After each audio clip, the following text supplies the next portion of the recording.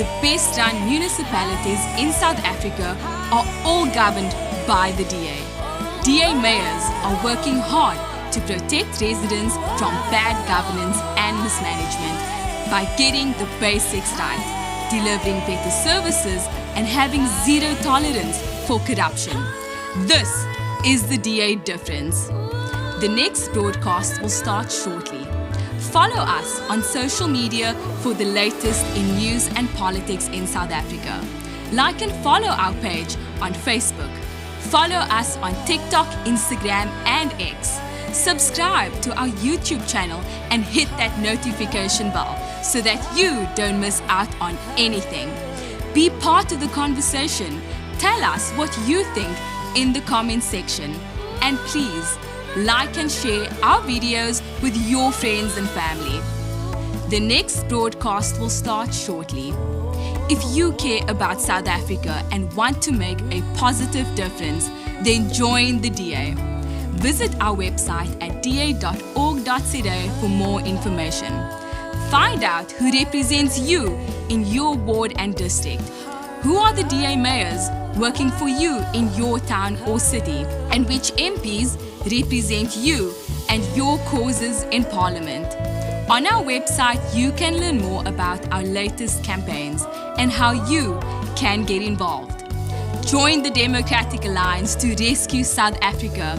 Become an activist, become a councillor, become a member of Parliament if you care about South Africa.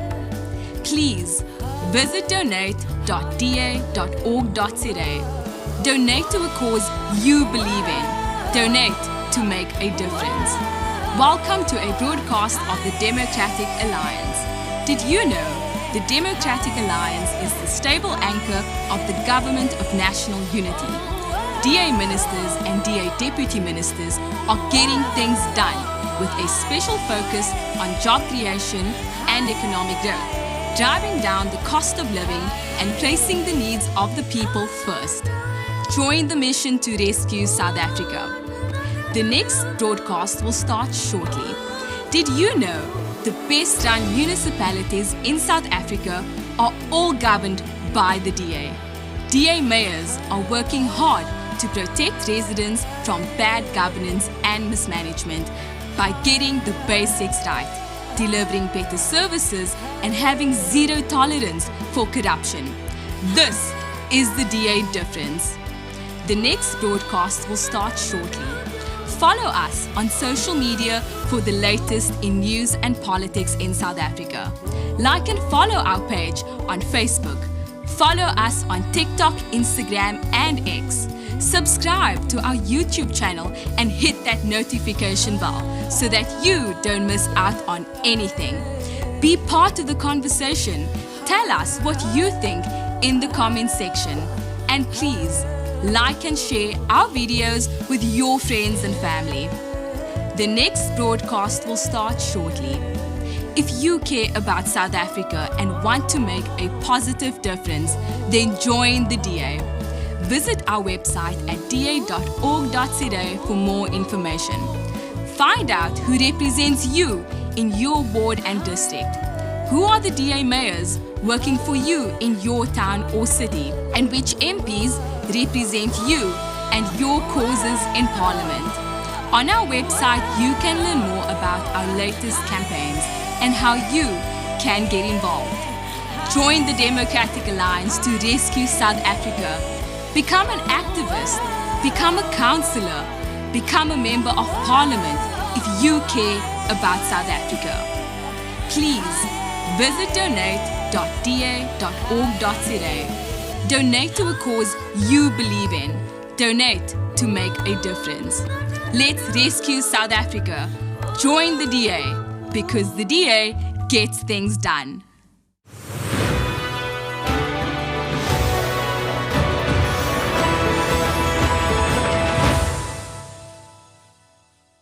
Good morning, South Africa. My name is Leader Geordin. We are live right here in the city of Johannesburg, a city known as the City of Gold. Well, gold no longer. We've seen the breaking down of the city. broken roads, potholes everywhere, no electricity, no water, a city that has truly been broken down by the ANC. But today we have DA Leader Geordin Hill-Lewis who will be delivering his message and his vision for South Africa. Of course, we'll also be joined by DA leaders who will be taking us through what exactly today is about. Now, if you're watching this at home, please make sure to like and share this broadcast with your friends and family, but also make sure to follow us on YouTube by commenting on the chat box so you can stay in line with what we are conversating about. Now, if you are at home, please tell your friends, tell your mom, tell your brother, tell your sister, girlfriend, boyfriend to tune in and be live with us as we take this message to you live in your home. Please make sure that you stay tuned with us. We'll be back shortly.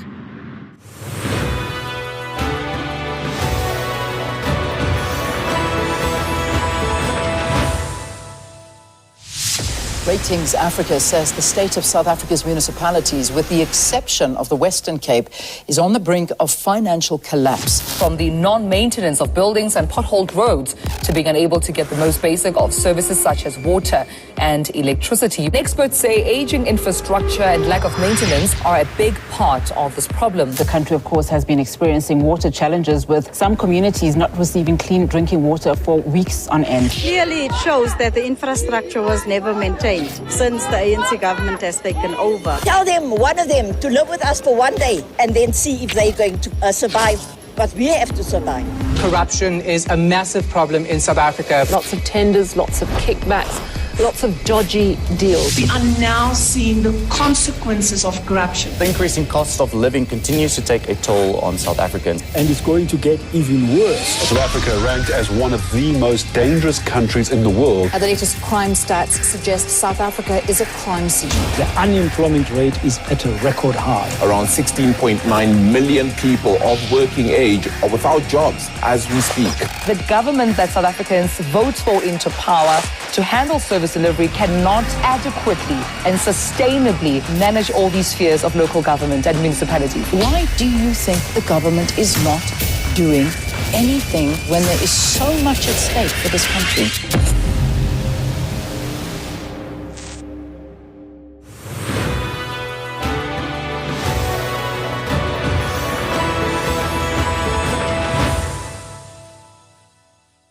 Well, welcome back to the live broadcast here in the city of Johannesburg, where we'll be hearing from DA Leader Geordin Hill-Lewis a little bit later on in this morning. Right now, I am joined by two very important guests.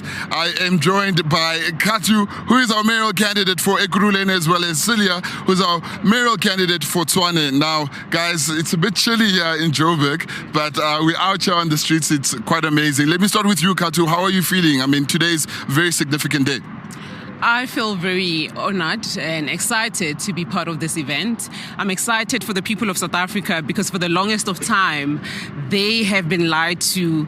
They have been experiencing failure in service delivery. And I do believe that this event today will set a tone and direction in terms of what the DA has, in terms of the vision and the plans to be able to move South Africa forward. That's right. And Celia, as we were saying before we started, it's a bit cold, but how are you feeling today? I'm feeling great. I'm feeling confident. Our new leader, Geordin Hill-Lewis, is going to give his analysis of politics. Where did we come from? Where are we now? And where are we going? Now, this guy, he's got the intellect, he's got the temperament, he's got the vision for the country. And this is exactly what we need. This country needs leadership. Water, electricity, waste collection, crime, corruption, all of these things are happening because of a lack of leadership.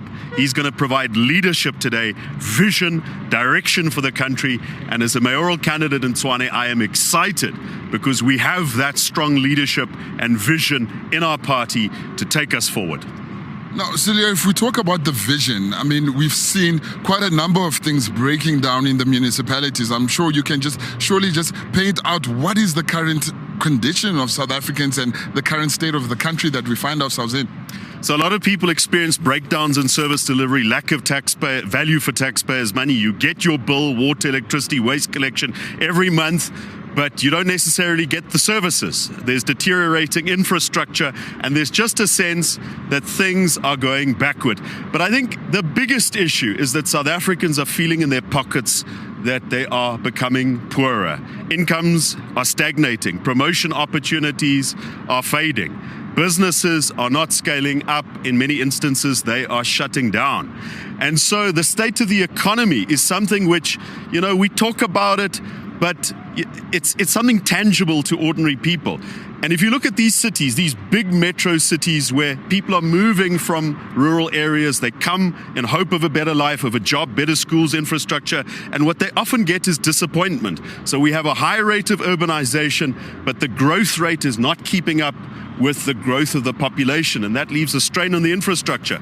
So we can talk about our agenda for municipalities, me and Katu, shut down corruption, make sure we fight crime, make sure we improve services.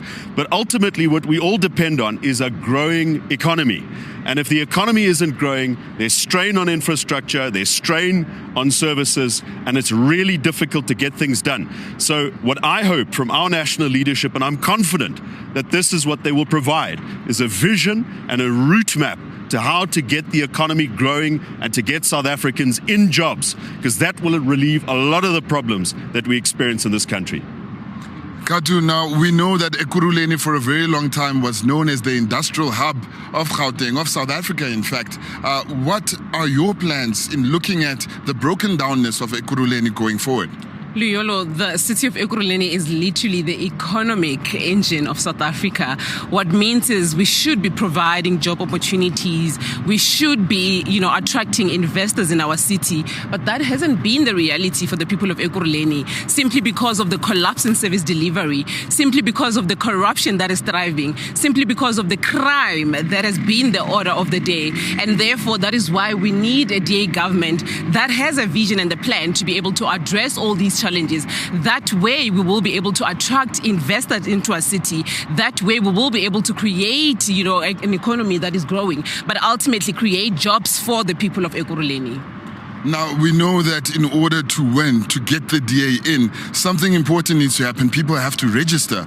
Now, we know that we have another registration weekend coming up. To the people of Ekurhuleni, why is this important for them? I think this is important simply because they cannot just be spectators while you have politicians decided for their future. And so that is why it's important that they go out there and register, choose their government, vote and ensure that they're voting for reliable and accountable leaders, but ultimately be part of the process. So they must participate, they must hold accountable the leaders that they have entrusted to be in the helm of the municipality, but ultimately they have to be, the one people that decide in kind of the government that they want. And this is why we have been saying as the Democratic Alliance, we are ready to ensure that we crush corruption. We are ready to ensure that we professionalize the institution so that we do not have cadre deployed within our city, because a lot of times and a lot of challenges that we sit with simply comes from that. But the only way to be able to address that is through ensuring that you vote for a government that's going to represent, that is accountable, but cares about the people that it's meant to serve. Well, thank you very much for joining me. I don't want to keep you guys outside for too long. I think we have a very important announcement coming up. Thank you very much. That is mayoral candidate for Ekurhuleni, Katu, as well as mayoral candidate for the capital city of our country, Celia. Thank you very much for them for joining us. We'll be back shortly with a few more interviews with some of our DA leaders.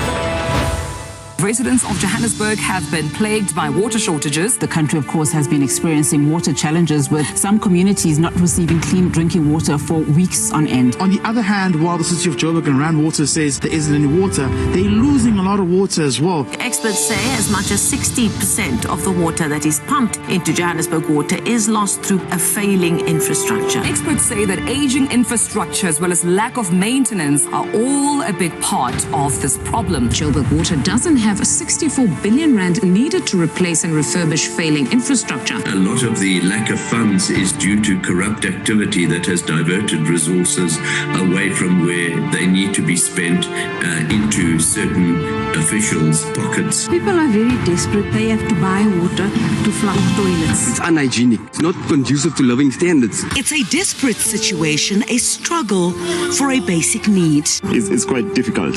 It's very difficult. It's taking us back to the village.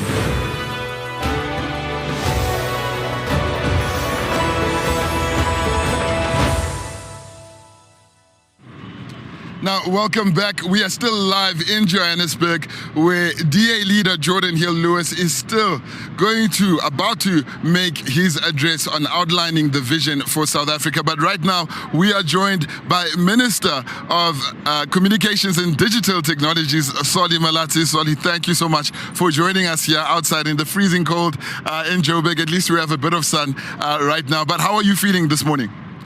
Thanks, Leolo. It's a pleasure to be here. I'm quite excited to be here. I'm quite excited to hear what Geordin is going to unveil, particularly because it will probably be his first interaction with the rest of South Africa about his vision for the country, about how he plans to take the DA into growth towards being a party of national government and making sure that we connect with all South Africans. There is a deep-seated cry that all South Africans have, particularly as we go into local government elections. They want to see capable local leaders that work to serve the community. They want to see functional municipalities. They want to see their streets clean. They want to see infrastructure investment that will spur job creation. And they want to live a life of dignity. And I hope this is going to be a key part of the message that Geordin is going to be unveiling.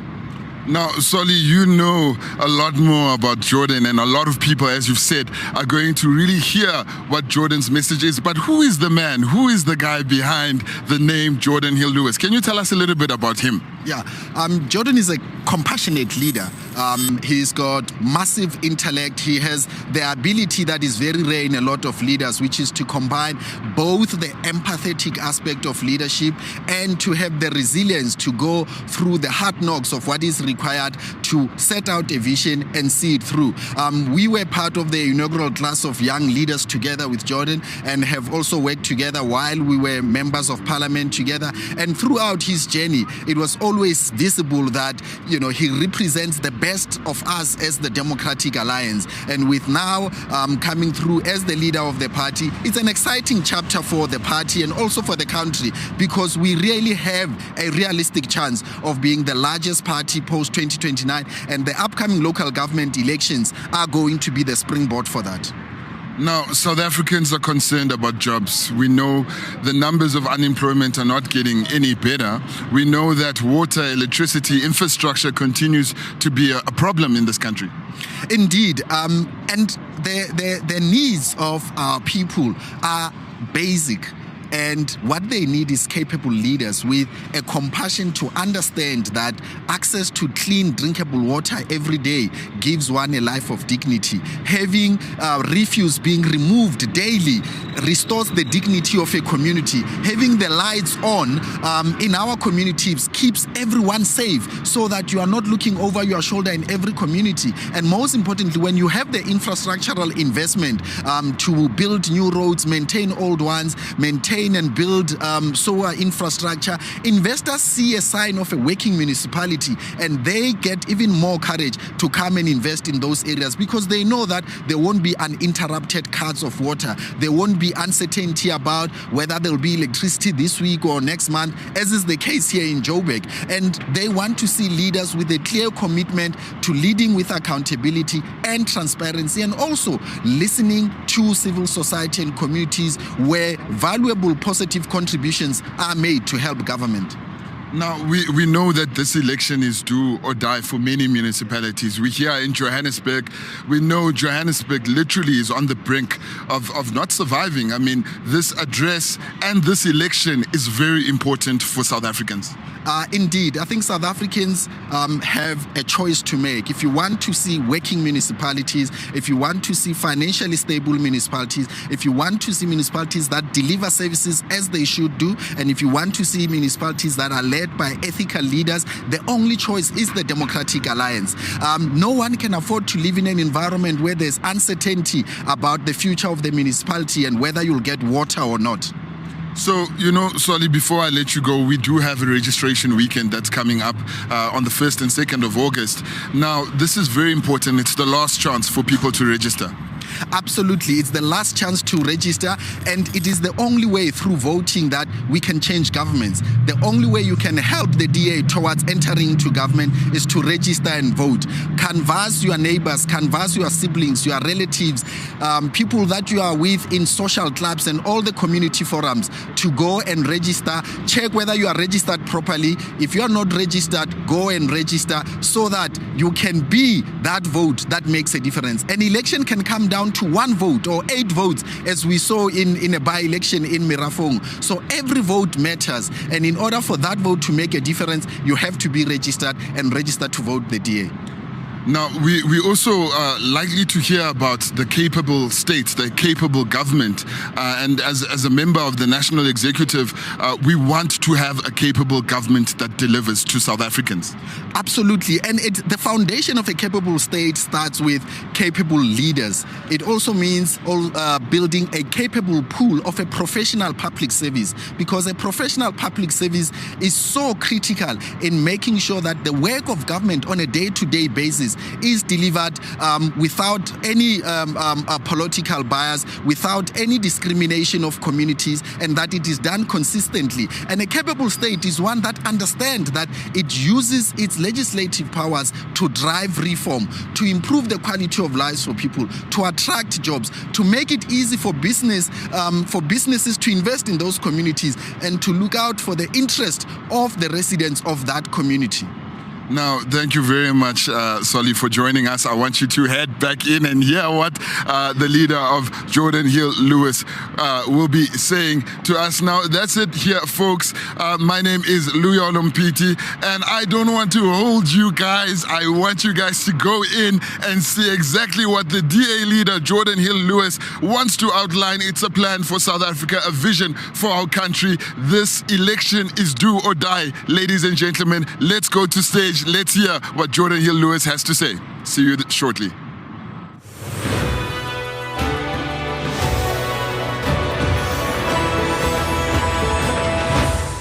Those municipalities that do best are not ANC-controlled municipalities. They are often DA-controlled municipalities. What is it that they are doing that is better than what we are doing? South Africa was named Best Country, while its iconic city of Cape Town claimed the prestigious title of Best City in the World. The city says it's determined to invest in critical infrastructure to improve the lives of residents. The city will spend more on infrastructure in the next few years than Johannesburg and Durban combined. More than 8 billion rand will go to new or upgraded infrastructure in poorer communities. Most of our local municipalities are in tatters. They are heavily indebted and badly run. Midvaal, local municipality in the Vaal, has been one of a very few exceptions in the country. The Midvaal municipality is working on ditching power utility Eskom and replacing it with a private company instead. The municipality of Midvaal has been ranked first in clean audits and satisfactory service delivery for years running. It has consistently outperformed most of the municipalities in the province and indeed municipalities around the country. The South African Local Government Association in KwaZulu-Natal has commended Umgeni municipality for what it said is effective use of the municipal infrastructure grant. In 6 months, it managed to spend the 24 million allocation on various projects such as roads, storm water, and finishing all the projects that had been poorly managed before. The Kocha municipality is fighting crime with the creation of a high-tech intelligence center that helps monitor CCTV cameras and license plate recognition. The Kocha municipality has also taken further steps to ensure public safety by launching an app for residents. In case of emergencies, the app directly links the user to the monitoring center. It is a privilege to announce that George Municipality has achieved its 4th consecutive clean audit from the Auditor General of South Africa. This is a significant milestone that reflects our ongoing commitment to clean, transparent and accountable governance. The West Coast District Municipality has officially been named South Africa's best run municipality for 2025. 2 of its local municipalities, Saldanha and Swartland, were tied for first place as the top performing local municipalities in the country. These are the issues you're going to be considering as you go to the polls. Who is the party that can help us achieve better service delivery where I live?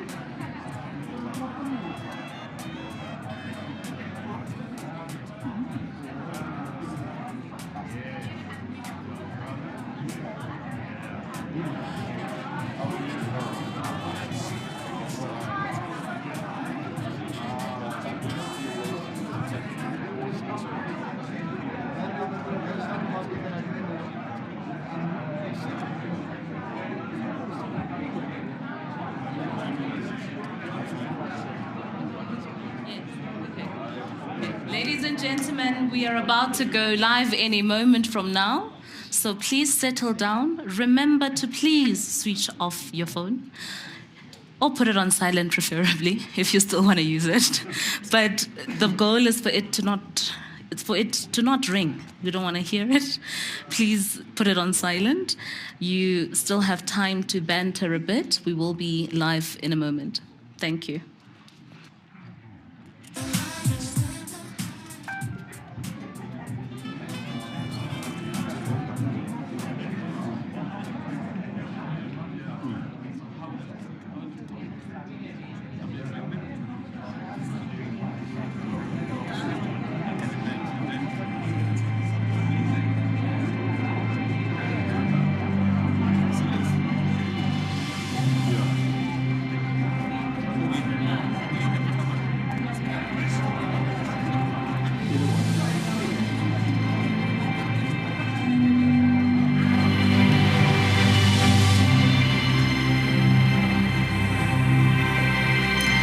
Democrats, South Africans, the leadership of the Democratic Alliance across all structures, DA public representatives across all spheres of the legislative and executive arms of state, representatives of the diplomatic corps, civil society leaders, and captains of industry, and of course, our lovely colleagues in the media fraternity. Good morning and welcome to our Democratic Alliance from subject to citizen, a new vision for South Africa Federal Leaders Address. My name is Karabo Lerato Khachau. I am a DA Member of Parliament and one of the DA's national spokespersons. I'm still breathing. The hills were a lot to climb. Welcome. The Democratic Alliance is South Africa's second largest political party and soon to be the largest political home soon to be the largest and most supported political home for all South Africans. It is therefore our responsibility to have frank conversations about this republic's yesterday, its today, and its tomorrow.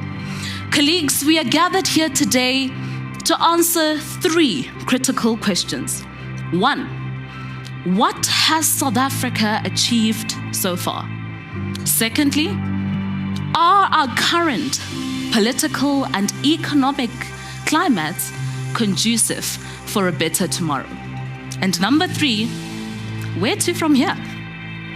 And so, today we'll reflect on what choices we must make to unlock economic growth and opportunity for all South Africans. And so our speaker will argue that South Africa has entered a new political era and will set out how he sees the country's political and economic future taking shape. It is therefore my greatest pleasure to introduce the federal leader of the Democratic Alliance, Mr. Geordin Hill-Lewis.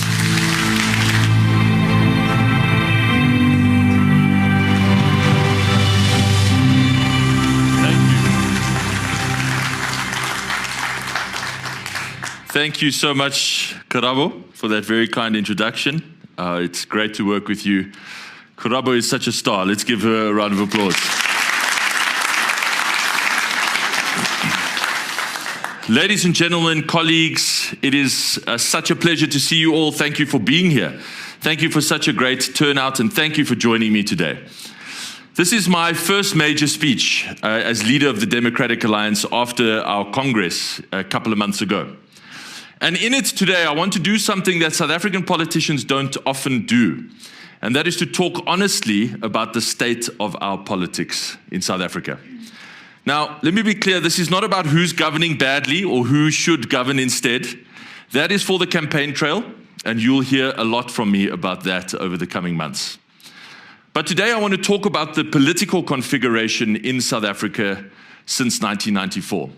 For 32 years, that configuration has determined how we think about power, freedom, opportunity, identity, and the potential for change.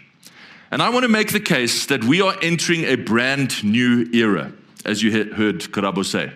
A brand new era. Our second transition, if you like. The shape of this transition will be determined by the choices that we all make in the months and years ahead. And I want to talk about the party that we need to build for this second transition. But before I get there, let's go back to the system that has defined us in so many ways. Apartheid was a moral atrocity.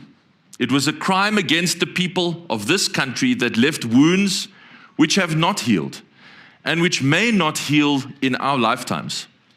Structurally, apartheid was a system of organized dependency. It was designed deliberately and methodically to keep the majority of South Africans economically marginalized, politically powerless, and dependent on white permission for the most basic conditions of their existence. To borrow the formulation of Ugandan scholar Mahmoud Mamdani, apartheid was built on a distinction between citizens and subjects. It denied black South Africans full and equal citizenship, incorporated into the state not as participants with rights, but ruled by a power that they could neither remove nor control. Then, in the early 90s, something happened that many thought was impossible.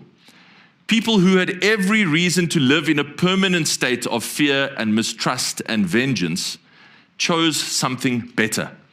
They chose each other. They chose a negotiated settlement that guaranteed rights to every citizen, regardless of race, language, belief, or the circumstances of birth.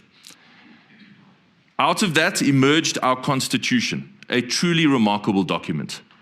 But it was also more than just a document. It was a promise that the relationship between the state and the citizen would be renewed. It would be changed in a way that most South Africans, the majority of South Africans, had never known before. For the first time, all South Africans would be able to contribute, participate, and hold their government accountable. And in turn, the state would deliver services equitably, protect people from harm, and remain answerable to those citizens. There was a problem. The problem was that this promise, this document, was entrusted to an organization built for a fundamentally different purpose. You see, liberation movements are built to seize power from an illegitimate state. And they are built on one principle, and one principle alone: loyalty to the organization above all else. Now, those were necessary qualities, good qualities, for a movement that was fighting to remove an unjust system. But they were the wrong qualities for a government serving free citizens. a movement that treats loyalty as the highest virtue and claims to be the very embodiment of the will of the people, inevitably appoints compliant people rather than capable people. And a movement that cannot separate the state from the party inevitably uses the state to serve the party. And so the famous cry of power to the people in practice inevitably becomes all power to the party. And this is what has happened. Cadre deployment has hollowed out the public service. When the interests of the party and the interests of the citizens diverged, as they inevitably did, the party always won. And when the state exists to serve the party, and then the party falls apart in factional battles, the state goes with it. The Zondo Commission told us what the cost is. Hundreds of billions of rands, institutions dismantled, a prosecuting authority compromised, a police service politically compromised from the top down. State capture, you see, was not an aberration. It was a destination. It was the end of a path, the inevitable end of a path, a conclusion of a party that put loyalty above everything else. The looting of state institutions was the criminal face of this patronage system. But there was a legitimate face to this system as well, and it operated on the same principle. The policy of black economic empowerment was conceived for the right reasons, to address a real injustice, the economic exclusion of the black majority. But as it was implemented, BEE did not build broad-based black wealth. In fact, it did the opposite. It allocated access to wealth to a tiny, narrow elite through the party and to those whom only the party chose. This small new elite emerged whose prosperity was conditional on continued proximity to that party. And the message was clear. The party has opened this door and can at any moment close it again. By reserving economic opportunity for the politically connected, BEE crowded out other investment, other competition, and the dynamism that would have created jobs for everyone else. Think of this, that when BEE was introduced in 2003, the unemployment rate among black South Africans was 32%. At the beginning of 2026, it had grown to 36%. In other words, 30 years on, the black majority is still waiting for the economic freedom that political freedom was supposed to unlock. Now, the response to this unemployment crisis was various public works programs. We know them all. But the millions of jobs that those programs promised at every election never really materialized, because they were never really a genuine response to unemployment. They were just another patronage lever, recycling party loyalists and affiliates through 3-month programs and 4-month contracts, and returning them at the end to exactly where they had begun, needing the next program, grateful for the next opportunity, dependent on the party to provide it. For the millions that the party could not reach with a deal or a work program, there were social grants. While these social grants were and are a necessary, indeed essential, safety net, the point is that they were cynically deployed with a political motive. Keep the recipients grateful and ensure that in every election season, the pernicious lie is repeated again that other parties will take them away from you. And then there is the cruelest part of this story, education. The one pathway out of poverty that required no political connection, no tender, no party membership card. Even that was captured too. You see, the party protected the South African Democratic Teachers Union, and the union delivered in return votes and organizational muscle. And the price was paid by children in the classroom. Today, 81% of grade 4 learners cannot read for meaning. This is the direct result of a system that has placed the comfort of politically connected adults above the futures of economically vulnerable children. Our Constitution had promised to turn subjects into citizens, but what emerged instead was a new form of subjecthood. Access to opportunity depended on one's relationship to those in power, not on one's rights as a citizen connected to the Constitution. Mamdani described that condition in the early 90s, and 30 years after liberation, it is still the most accurate description of South Africa today. Now, this was allowed to happen because for the last 3 decades, everyone, and I mean everyone, assumed that the party in power would govern forever, that it was the sun around which everything else orbited. The assumption of its own permanence, grounded in the moral legitimacy it earned in the struggle, allowed the party to govern badly without consequence, to capture the state without fear of accountability, and to treat people as subjects. Millions of South Africans who were deeply unhappy with their government voted for the party anyway because the party was all they knew.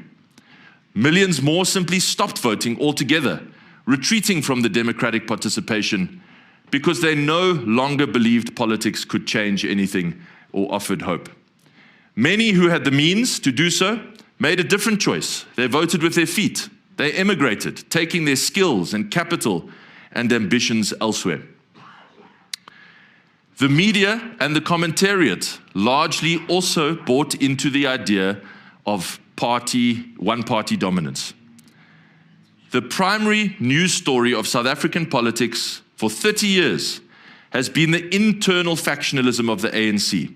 Which faction is up, which faction is down, who's coming, who's going, who will succeed whom. The party was so thoroughly assumed to be the permanent center of gravity that the dominant political journalism of our era has essentially been palace reporting. The subject, the citizen, watching from outside the palace gates, barely featured. Even the opposition, and I include us, the DA, was drawn into that ANC gravitational field. Every strategy and electoral calculation was built in relation to the governing party as the permanent fixed point of South African politics. First, we named the threat, the ANC's National Democratic Revolution and its ambition to extend party hegemony over every lever of power in the state and society. Then we identified accurately the fault line running through the ANC between the constitutionalists and the populists, and built our strategy based on the realignment that we accurately predicted would follow. And more recently, we forged a multi-party coalition to keep the most destructive forces out of power. When that fell short of a majority, we took the even harder decision to enter government alongside the party that we had spent 3 decades opposing. The point is, though, that each move in this journey was a response to what the ANC was doing. The ANC was the sun, and we orbited around it, along with everyone else. Friends, this is what must change. And for the first time, there is a reason to believe it can be changed. Because voting in South Africa is finally becoming what it was always supposed to be, an act of citizenship. The voters' calculation, increasingly across our country, is not which party do I identify with, it is which party will make my life better. And that answer is no longer the ANC. 3 weeks ago, in the heart of the Vaal Triangle, the DA won a historic by-election in a place called Everton in the municipality of Mfuleni. Here, the taps frequently run dry, the municipal debt is now 10 billion rand, and the industrial jobs that once sustained thousands of families in that town have all largely gone and disappeared. We won by 8 votes. 8 votes.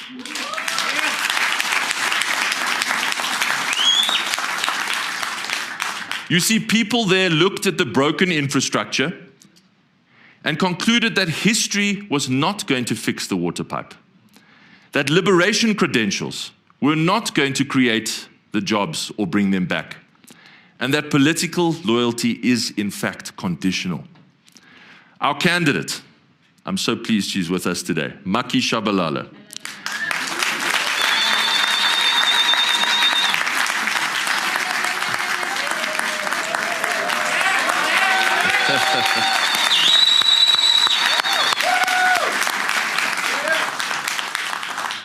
Maki is a soft-spoken champion of that community, and she won that ward street by street, door by door, conversation by conversation. She demonstrated that in a democracy, it is the party that serves at the pleasure of the people, not the people who exist at the pleasure of the party.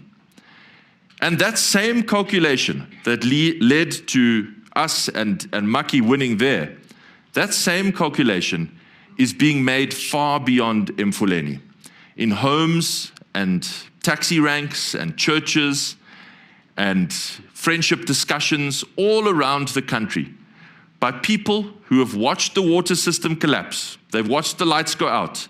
They've watched the schools fail their children. They've quietly concluded that the party that liberated them has not delivered the liberation it promised. In 2024, for the first time, the majority of South Africans did not vote for the ANC. And now in 2026, the ANC is polling below 50% across every demographic group. In fact, this is extraordinary. In fact, if only black South Africans voted in an election, the ANC would still not win a majority today. Let that sink in.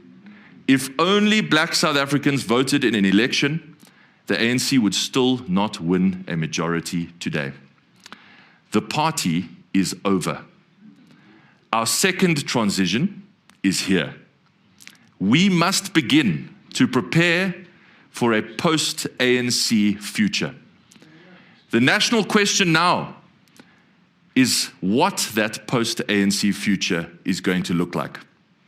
You see, when a dominant party collapses, they leave behind a big constituency. That constituency is the millions of people betrayed by the party that liberated them. And their accumulated disappointment is now the most combustible material in South African politics. Their anger is palpable and legitimate. Their frustrations are rational. And there are politicians out there who have been watching that anger build for years.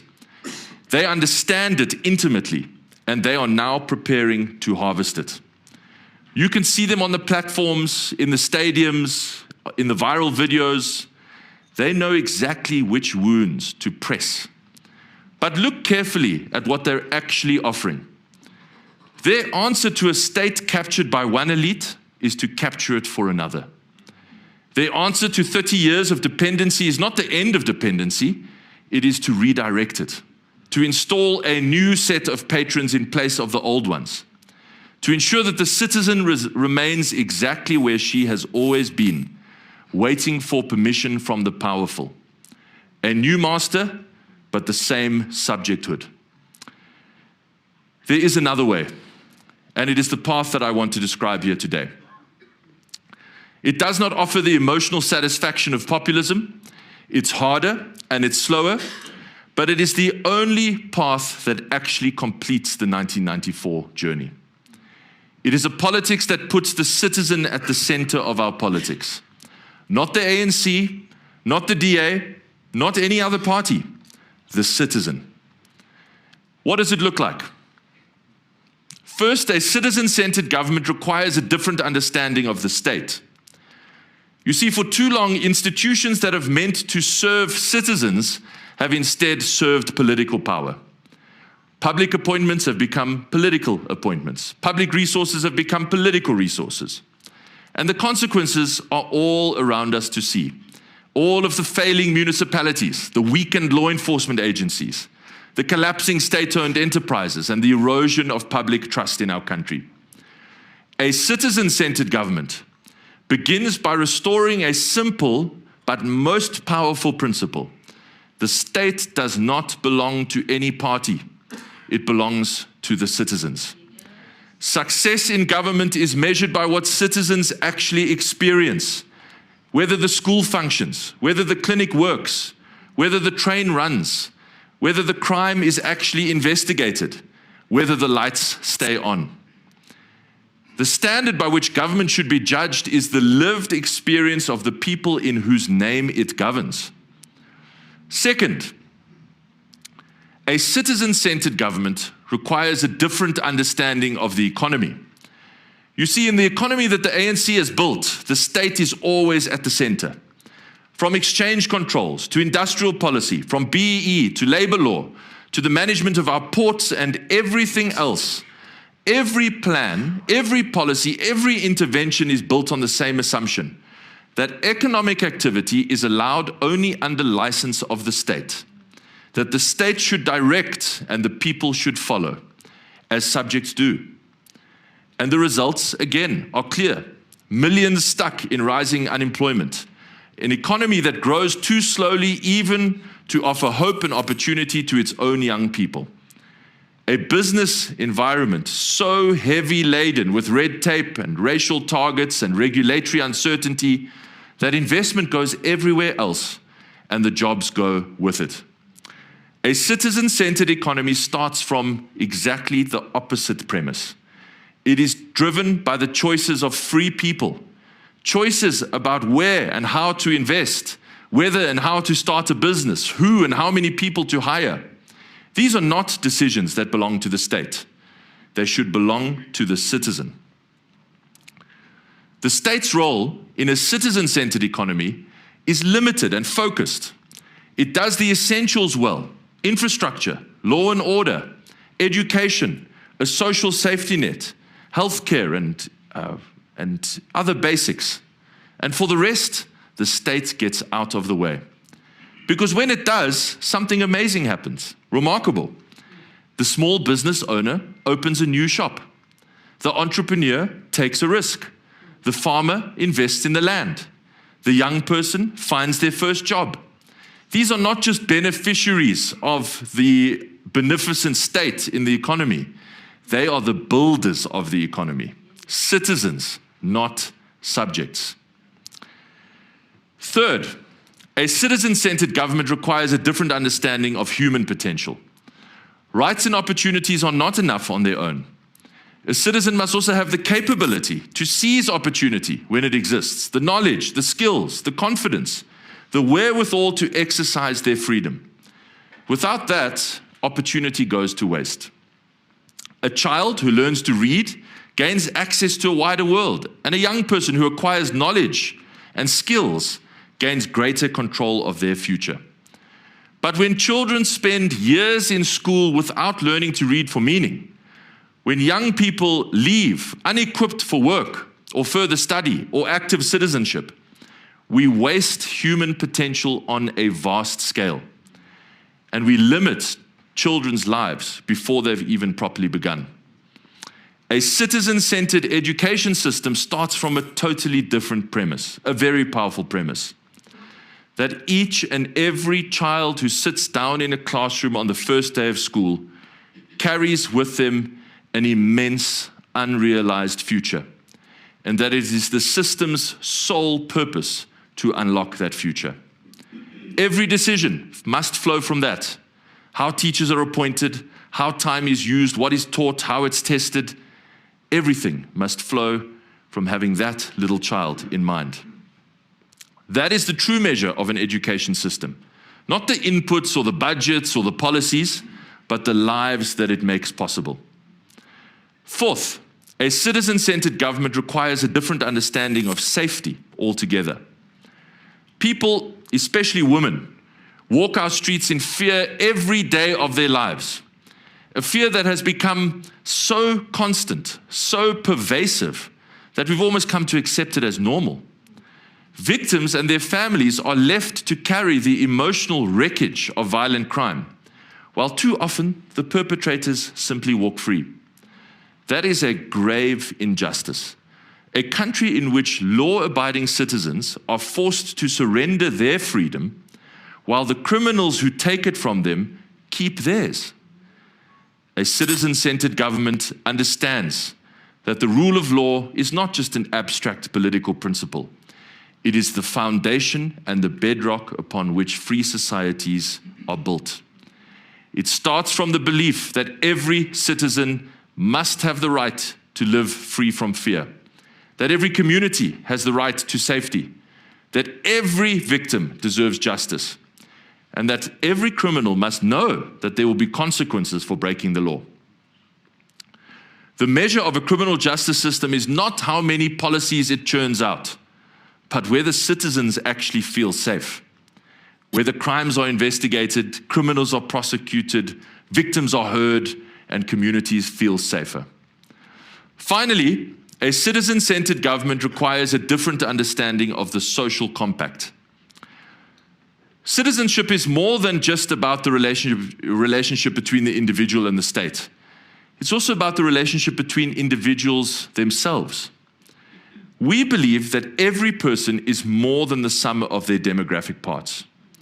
Each of us carries something that is unique and special and personal, that no category can fully capture, that no little tick box on a form can capture. And when we recognize that in others, that is what allows us to recognize ourselves in them.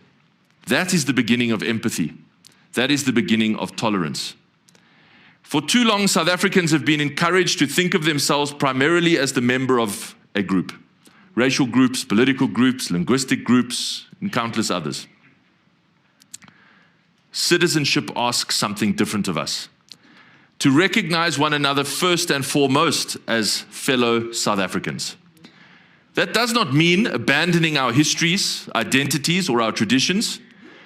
It means recognizing that there's something bigger and larger that binds all of us together, a shared commitment to the country that we all love. Not loyalty to a party or allegiance to a leader, but a belief that South Africa belongs equally to all who live in it, and that all who live in it have a stake in its success. Think of it as a new community of all those who deeply, deeply love this country as we do, and want to see all of its people flourish. Every life contains moments of deep vulnerability, illness, disability, unemployment, old age, misfortune. A citizen-centered society does not abandon people in those moments. In fact, it cares for them in those moments. But it goes further than that. It does not accept a future in which millions remain trapped in permanent dependency. The purpose of social support is to restore agency, expand opportunity, and help people regain their footing, to build a pathway out of poverty, not systems that simply manage poverty indefinitely. The promise of citizenship is that no one is left behind, but also no one is left where they started. We protect each other and we grow together. These, in sum, are the 5 pillars of a citizen-centered South Africa. A state that belongs to the people, not to the party. An economy that offers opportunities for all, not favors for the politically connected. An education system organized around children's needs, not union interests. A criminal justice system that protects law-abiding citizens, not those who prey on them. A social welfare system that builds agency, not dependency. This, friends, is the South Africa we are going to build. Now, I'd like to turn to a practical question that this speech obviously raises. If the party's over, if citizen-centered politics is what comes next in this second transition, what is the DA doing in government with the ANC? Now, let me say the decision to join the government of national unity was the correct one. The alternative was to allow destructive populists into power. We could not, and let me be clear, will never allow that. We were also determined to show South Africa what the DA can do in government. And we have had many real successes in putting the citizen at the center of policy making in government. Of course, we've never got everything right, but our worth is not measured by the mistakes that we make. It's measured by how quickly we identify and correct them. I want to be clear that under my leadership, the DA will not tolerate poor performance, because our first loyalty, my first loyalty, is to the Constitution and to the citizens of this country. Last week,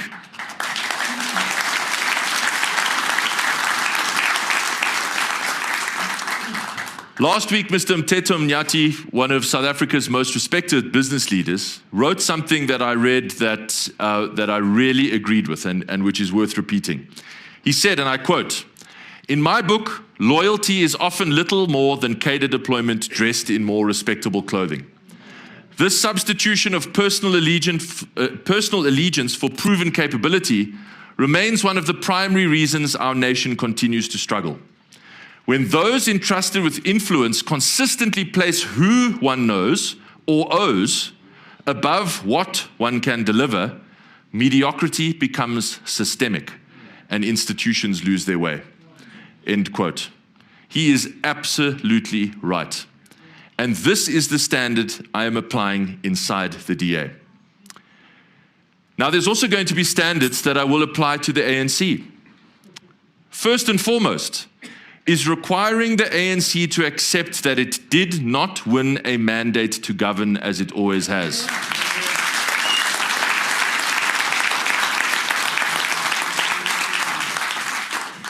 In 2024, it won a mandate to negotiate, to compromise, and to share decision-making power with other parties.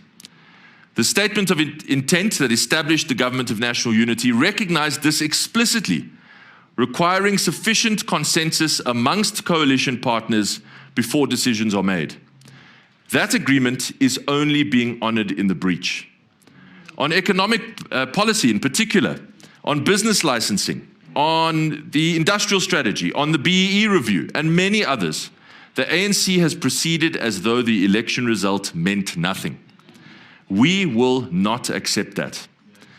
The DA will no longer remain silent when the ANC refuses to consult or compromise.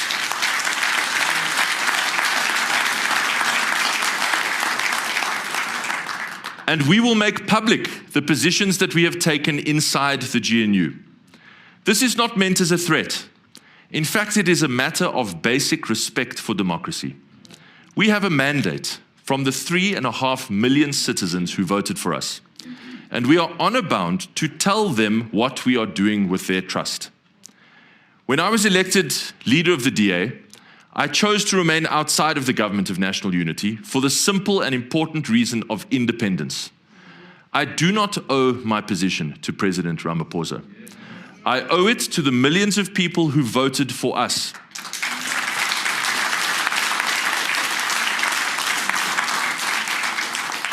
And I also owe it to the millions of people who have not yet voted for us, but who I hope and believe will do so in future. These are the people I care about. Real people, citizens of this great, magnificent country. People who just want a chance to build a decent life for themselves.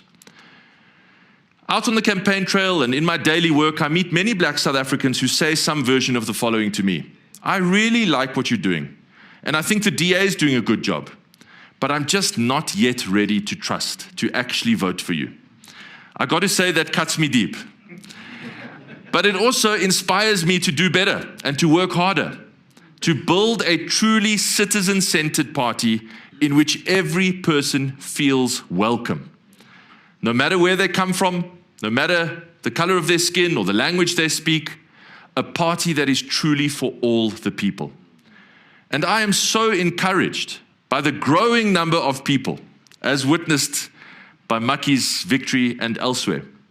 I'm encouraged by the growing number of people out there who are standing up and saying, we reject the idea of dependence on the state. These are the young people brave enough to make a different choice from their parents, not out of disrespect, but in the knowledge that their liberation won't be found in the past. It lies ahead of them, and it will be built by citizens standing on their own 2 feet. The Democratic Alliance, under my leadership, will be a party for them. We stand for them. We champion their lives, their hopes, their aspirations, because they are our lives, our hopes, our aspirations. So to them I say, we want you to thrive. We want your life to be better, and we will be the party of your flourishing. And with their support, we will become the largest party in South Africa, the leaders of a future governing coalition. Now, I know that's an ambitious goal. It is. But I believe that we can achieve it if we build the right kind of party. A party that governs well for everyone, that is present in every community, that holds itself and its coalition partners to account, and that believes above all else in the capacity of South Africans to take control of their lives and their futures. But none of that matters if we do not move with the urgency that this moment demands. Before I close, I want to say something that keeps me up at night. We are running out of time. We have lived for too long with catastrophe treated as normal and pain as something that we simply have to endure. Unemployment is at crisis levels and inequality is entrenched. Violent crime is so pervasive that it's almost become background noise. Municipalities are broken and bankrupt. Children are leaving school unable to read, and our public healthcare system has all but collapsed. We cannot go on as normal. All of us has a responsibility to mobilize, to act, to do whatever we can to effect change. At the forefront of our minds must be the millions of people who just get by each day, and the millions more who don't. For them, delay is not an option. They've waited long enough. You see, our first transition gave South Africans the right to be citizens. The next transition must give us the power to live as citizens, free to choose, free to build, and free to flourish. That is the journey this country began in 1994. It is our responsibility now to finish it. Thank you so much.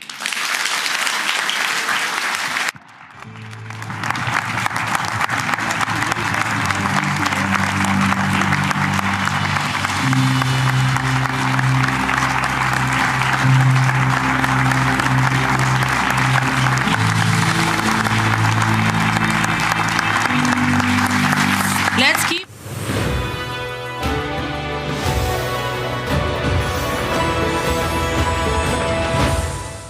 We are launching our first ever election campaign poster for November 2026 local government elections. There's nothing as disappointing as you wanting to make a change or waking up and saying, I want to make a change, but only to find out that you are not registered or you are registered in the wrong place. Because if you're not registered, you can't vote, and you can only vote at the voting station where you are registered. Even if you don't know who to vote for yet, buy yourself the option by registering to vote.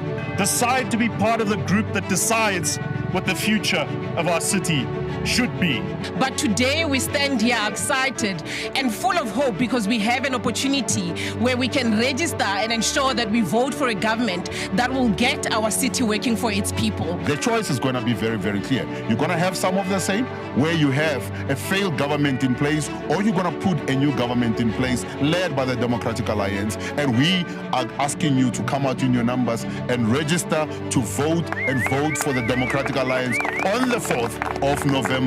So make sure that you are registered by going to check.da.org.za. You can register right now in the comfort of your own home. Remember, go to check.da.org.za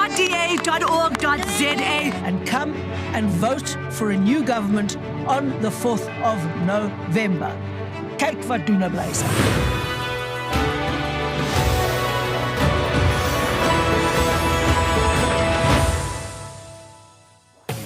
Thanks for watching. Join the mission to rescue South Africa. Like and follow us on Facebook, TikTok, Instagram, and X. subscribe to our YouTube channel and hit that notification bell.